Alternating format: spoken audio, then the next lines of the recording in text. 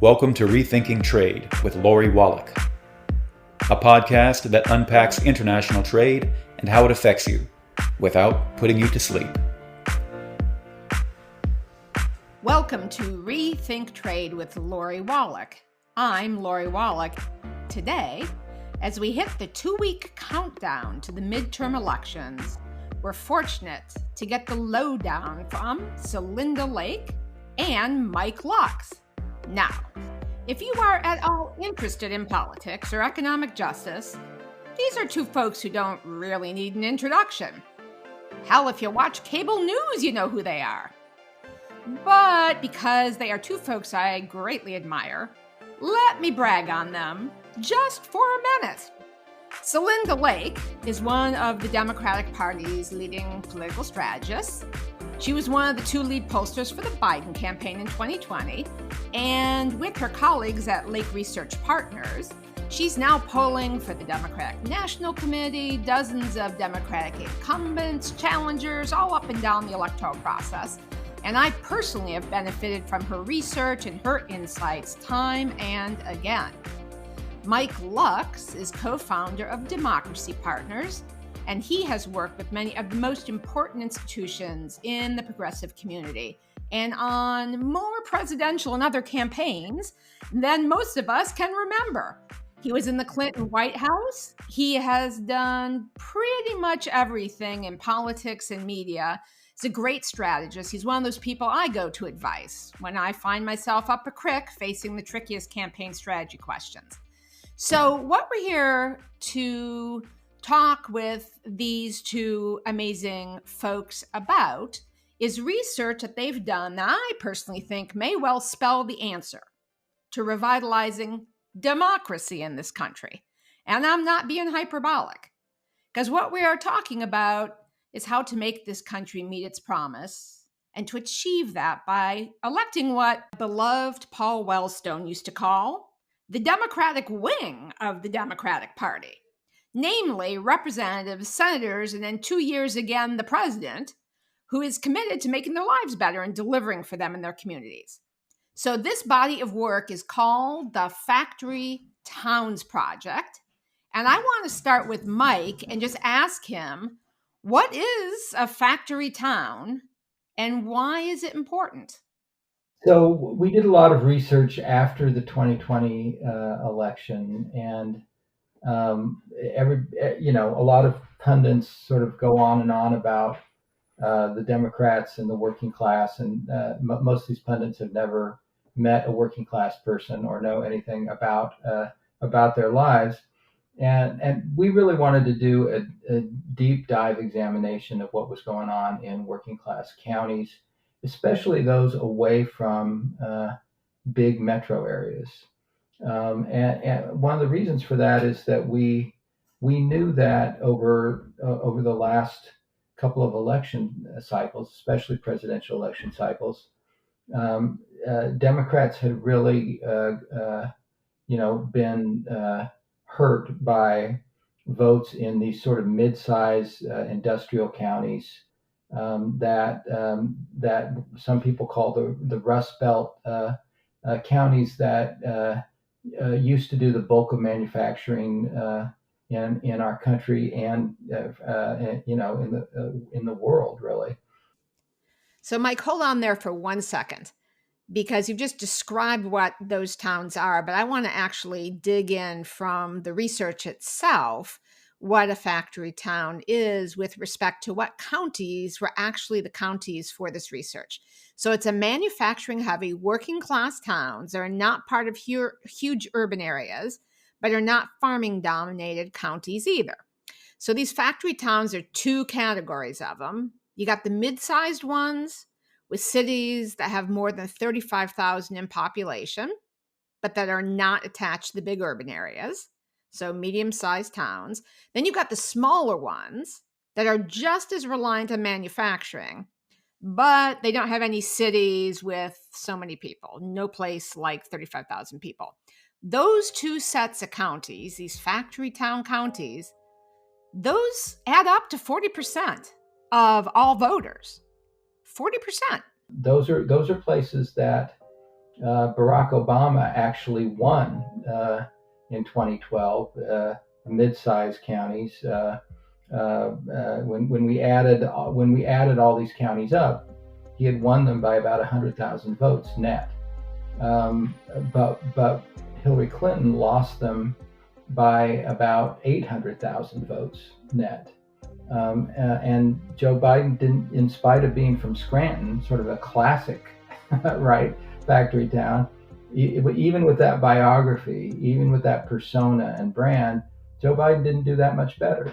And so we knew there was something really deep that was going on in these places, and we really wanted to do a deep dive as to what was going on in these voters' lives, what was going on in terms of of the economics, what was happening in the communities that was changing people's attitudes, and so that was the origin of the Factory Town Project. These are the places that have been most hard hit by deindustrialization, and a number of the ills that have come with that. Okay, so now regular Rethink Trade podcast listeners, you're figuring out why I'm so fascinated by this work and these findings.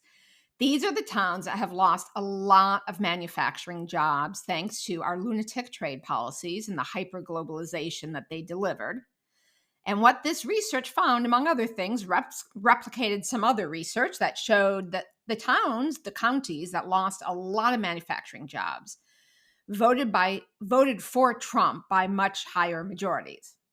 What this research has shown in others is that the towns that lost a lot of manufacturing jobs to bad trade agreements voted for Trump in much higher majorities. And we now have a situation where the rest of the country woke up to what these folks have been living with, which is when we all in the richest country in the world couldn't get the things that these folks used to make because COVID's messed up all these distant supply chains, we kind of learned how wrong this whole system was. But people across these factory towns have been living this year after year, president after president, basically feeling betrayed. So, Celinda, you've done a lot of focus groups and polling and studied the results. And I'm wondering what you can tell us about the sentiment of people in these factory towns that, as Mike said, actually made the difference in why Trump won and are going to be the difference about, what the Democratic Party is and what democracy in this country is going forward. What are they thinking? So thank you so much, Lori, and thank you always for your leadership. It's really a privilege to be on with you. You are one of my heroes for sure, and telling the truth as it is about the economy. And I really want to say how excited we are as a team, and the team is made up also in our shop of David Merman and Emily Garner, to be part of this research, which we think is real breakthrough strategy. And as pollsters, we don't throw that term around casually. These voters, first of all, very, very upset with their lives, upset about the future generation, upset about the economy. They are very populist, and they're very anti-corporation, big corporations. They're anti-CEOs. In fact, one fun note, we now have something to call Fox News. We want to call it corporate media from now on in. They are corporate media because these folks hate corporate media.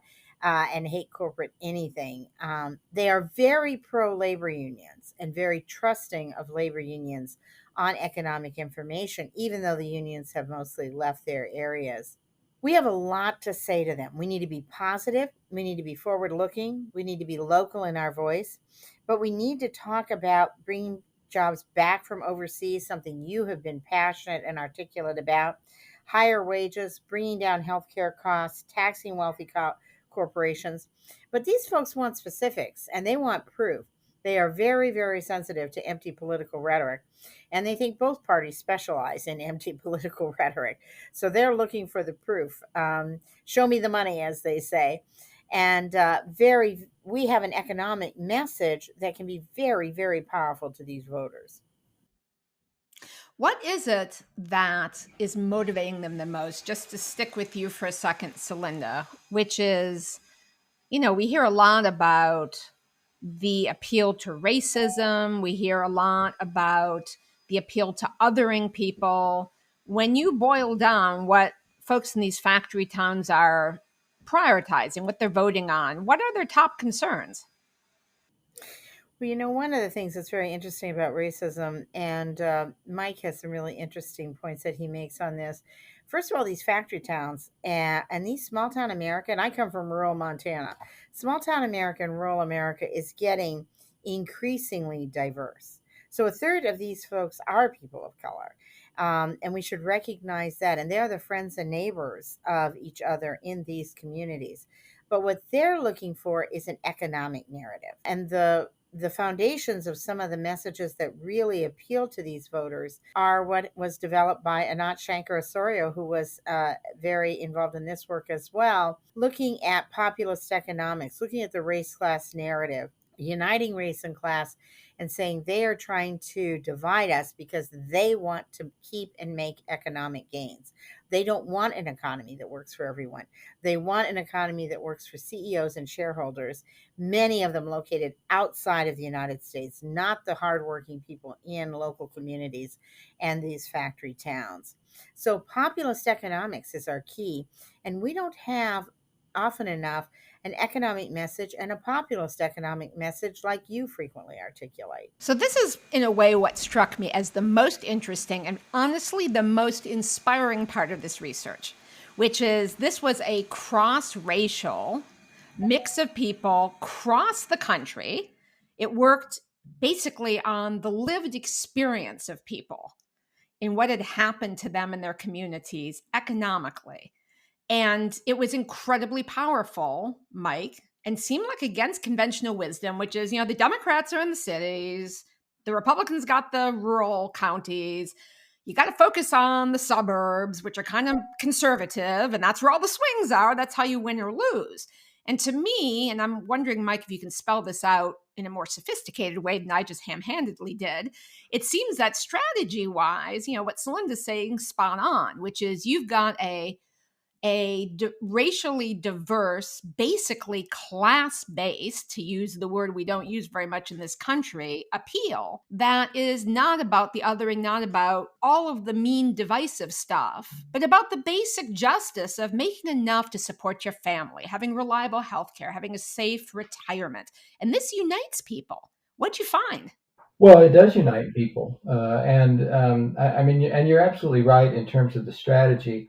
Look, there are swing voters everywhere. There's swing voters in big cities. There's swing voters in the suburbs. There's swing voters in the most rural of counties. But the thing that we discovered was that Democrats were doing actually even better than the Obama years in big cities and in the big city suburbs. There were a lot of Republicans that turned out in those high turnout elections in 2016 and 2020 in the most rural of counties. But where things really swung against us hard were in these industrial cities. That was the biggest swing against the Democrats. Were in precisely those places. Some of that swing came from people who switched their votes from Democrat to Republican. Some of the swing came from people who were just so discouraged and cynical and depressed about politics that they didn't vote. There was a lot of that too. Democrats need to re-engage with working class voters, and the best way, as Celinda was saying, the best way by far to do that is on economic issues. And you think about these folks' lives. They have been hard hit with factory closings. They've been hard hit with. A lot of them have lost their pension. A lot of them used to make $20 an hour, and now they make $8 an hour. A lot of them have disabilities, work disabilities, or other kinds of disabilities. A lot of them have suffered. That they or their family have suffered from the opioid crisis. They are living tough lives, and unless someone is speaking to those kitchen table issues and talking to people about what's going to improve their lives, these folks are not going to listen. And part of what makes me angry about some of the conventional wisdom is these folks are not on Twitter, right? They are not worried about who's more woke than who else, or what somebody is saying on Twitter about somebody else. Their lives are really tough, and they're looking for people who will address those issues. How do I get a good job again? How do we bring a manufacturer back to our city? how do I get, healthcare that I can afford, right? Prescription drugs that I can afford. How does that happen for me? Those are the things that they are most focused on. And in our focus groups, those are the things that they kept coming back to and kept talking about. The other thing about this that I would add that's really, really important is these folks assume right now, they keep their heads down low. They assume that they are completely surrounded by Trump supporters and completely surrounded by Republicans. And so they don't articulate an alternative point of view. They don't articulate the support for our candidates. And they don't call the question, wait a minute, Trump delivered tax cuts for Trump, people who are sitting in Trump Tower, not people who are sitting in the Bozeman Hotel in Bozeman, Montana, where I come from. And this is a really, really important part of the equation, the social pressure aspect of this, where to tell people, yeah, they live in Republican areas that voted Trump, but 43% of their friends and neighbors are Republican or Democrats. And they don't think that. They think they're 4% if they're lucky, and they're going to keep their heads down low. So organizing at the local level and the kind of community that unions used to provide, where people could find like-minded people, people could find the experts who would call into question these kinds of economic policies that make no sense, is a very, very important piece of the equation as well. And let me just step in too.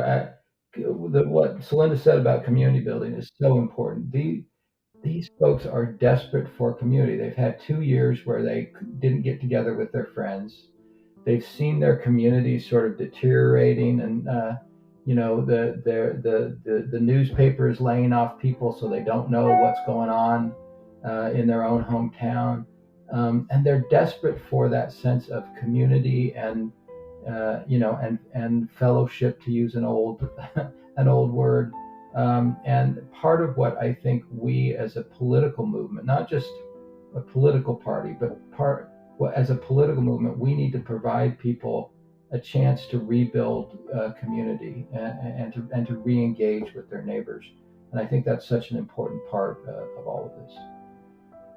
So the thing I keep trying to interject is the math of this, because the moral case is, you just can't contest it. But also the bottom line, as the Factory Towns report underscores, is that while Democrats have picked up something like 1.5 million votes in big cities in the 10 states that were at the heart of this study, which are the big swing states, and that overcame the almost 600,000 votes that Democrats lost in rural counties, the real losses, the way that Clinton lost and Trump won, is in these small and mid-sized manufacturing counties, which is a combined shift down of 2.6 million votes. And when you sort of think of that, that is counterintuitive to serve the narrative of either demographics are gonna win out for Democrats, et cetera. It really is getting the Democratic Party to represent what is the base of a Democratic Party I want to be a part of, which is one that represents the interests of the majority of working people who, as you said, have really had a crap time in our economy through Democratic and Republican presidents alike.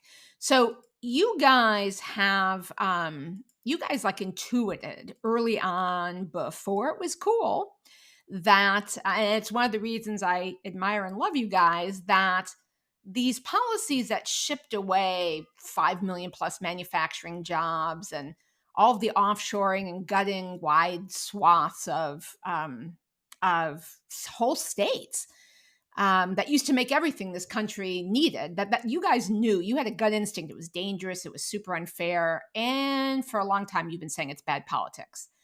And now this data has just, empirically proved that your instincts were really prescient. So here is the big question, which is, as a practical matter of both policies and politics, what does this amazing research, and folks, everyone should read it. It's Factory Towns, the Factory Towns Project. It's worth reading. There's slides you can look at. It really is eye-opening. So what does that amazing work tell both of you is the best way forward. Because again, not to sound hyperbolic, but I kind of feel like not just making sure our country is the place we want it to be, but the future of our democracy pretty much relies on what you guys learned.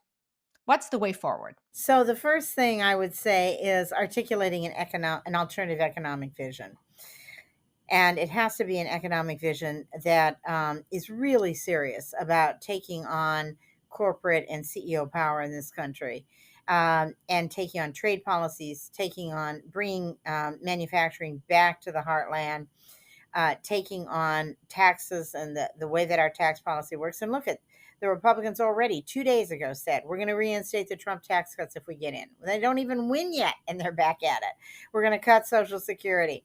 We're going to make sure you can't unionize when unions are favorable. We need more of the CHIPS programs and the energy programs that this administration has forwarded, and that our Democratic governors in these states. We also need to be less intimidated. One of the things we did in this survey, and I really credit Mike with this, is we were tough on ourselves. We just didn't find the, feel good messages. We attacked ourselves on all of the cultural attacks that they are running against us.